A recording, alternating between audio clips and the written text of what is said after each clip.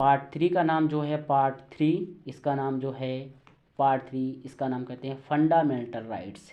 Fundamental right. Fundamental rights का मतलब होता है मूल अधिकार, जिसे हम मूल अधिकार कहते हैं। मूल अधिकार कंट्री भी होती है, उसके कुछ मूल अधिकार होते हैं। वहाँ रहने वाले नागरिक जो होते हैं उनकी भी कुछ ड्यूटीज़ होती हैं। ठीक है, जैसे हमारी कुछ ड्यूटी हैं तो कुछ हमें अधिकार मिलते हैं। ठीक है, तो हमारे देश के प्रति हमारे अधिकार होने चाहिए और देश हमें जो दे वो अधिकार है हमारे। तो पार्ट 1 इसे फंडामेंटल राइट्स कहा जाता है। भाग 3 में फंडामेंटल राइट्स है, मूल अधिकार हैं। इसका कॉन्सेप्ट जो लिया गया वो यूएस से लिया गया, अमेरिका से लिया गया है। और इसको जो कहा जाता है, अगर बेसिकली बात की जाती है तो जो आर्टिकल की बात की जाती है कि आर्टिकल कितने से कितने तक है, तो आर्टिकल 12 से लेके 35 तक आर्टिकल हैं भाग 3 में। ठीक है, ये बात आपको समझ में आ गई। ठीक है, फंडामेंटल राइट्स हैं तो आपसे पूछ लिया भाग 3 में क्या है। फंडामेंटल राइट्स हैं, मूल अधिकार हैं, और मूल अधिकार कहाँ से लिए गए, यूएसए से लिए गए हैं। ठीक है, और भाग अनुच्छेद 12 से 35 हैं। ठीक है, और ठीक है, इसे भारत का भाग 3 को, जो भाग 3 है इसे भारत का मैग्ना कार्टा कहा जाता है। भारत का मैग्ना कार्टा क्यों कहा जाता है, इसलिए कहा जाता है 1215 में एक डाइसी नामक व्यक्ति थे, उन्होंने कुछ फंडामेंटल राइट्स से कुछ नियम कानून बनाए थे, उसको उन्होंने मैग्ना कार्टा कहा था। तो उसी के आधार पर ब्रिटेन के थे डाइसी, उनके आधार पर ही इसको पार्ट 3 को ही भारत का मैग्ना कार्टा कहा जाता है। अब आर्टिकल 12 जो है डेफिनेशन के बारे में बात करता है। डेफिनेशन के बारे में बात करता है कि मूल अधिकार की क्या परिभाषा होगी, क्या नहीं होगी। तो मूल अधिकारों की संख्या जो है वर्तमान में 6 है, लेकिन पहले 7 थी। उनके बारे में हम बात करते हैं, एक एक करके चर्चा बात करेंगे।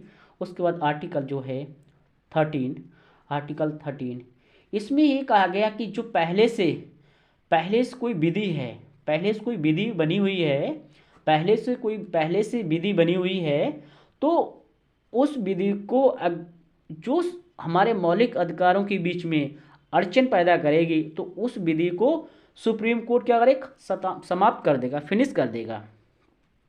अब बात किया जाए समता का, आर्टिकल 14 ये कहता है कि आर्टिकल 14 में कहा गया कि जो समता है, मतलब समता का अधिकार है, ठीक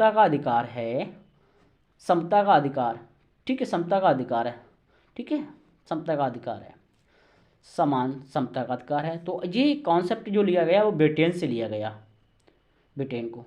ठीक है, दूसरा बात क्या गया कि जो संरक्षण का अधिकार है कि सभी व्यक्तियों को क्या है, समान संरक्षण मिलना चाहिए। तो संरक्षण का जो कॉन्सेप्ट है वो कहाँ, संरक्षण का अधिकार जो लिया गया है वो यूएसए से लिया गया है।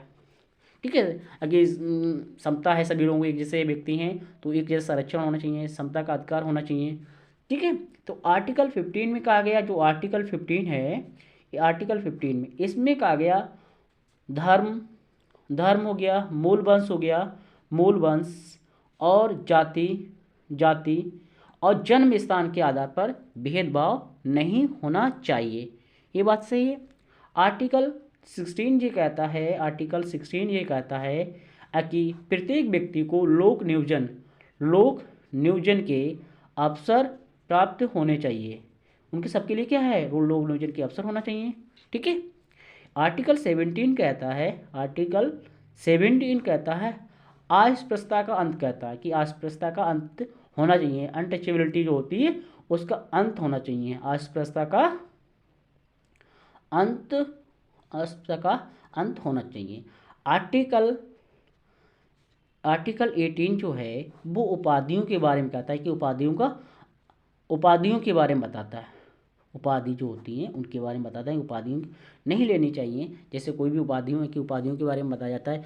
कोई भी टाइटल है, अगर कोई देश आपको दे रहा है या सम्मानित कर रहा है, कोई टाइटल है आपके नाम के पीछे लगता है, तो आप उसको ग्रहण नहीं कर सकते हैं। आप ग्रहण करना चाहते हैं, आपको मिलना है, तो किसी भी कंट्री का अब जो सम्मान है तो आप सबसे पहले आप देश के राष्ट्रपति आपको अगर परमिशन देते हैं आगे टाइटल, तभी आप उसको एक्सेप्ट कर सकते हैं, वरना आपको उस टाइटल को नहीं ले सकते हैं। ठीक है। अब कुछ जो डिग्री है हमारी, जो हम लोगों की पढ़ाई लिखाई है, ठीक है, उसकी डिग्रियों की आप अपने उस नाम के आगे लगा सकते हो। जैसे किसी ने पीएचडी की है तो वो डॉक्टरेट लगा सकता है।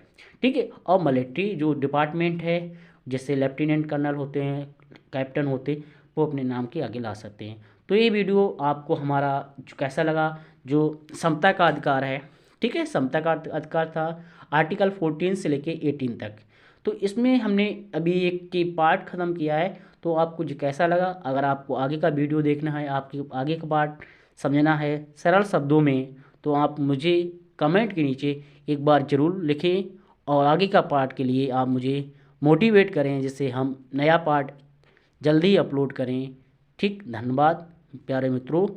कमेंट्स के नीचे ज़रूर बताना, उसमें हमें कुछ सुझाव देना, उसके बाद हम कुछ नया ऐड करेंगे। धन्यवाद।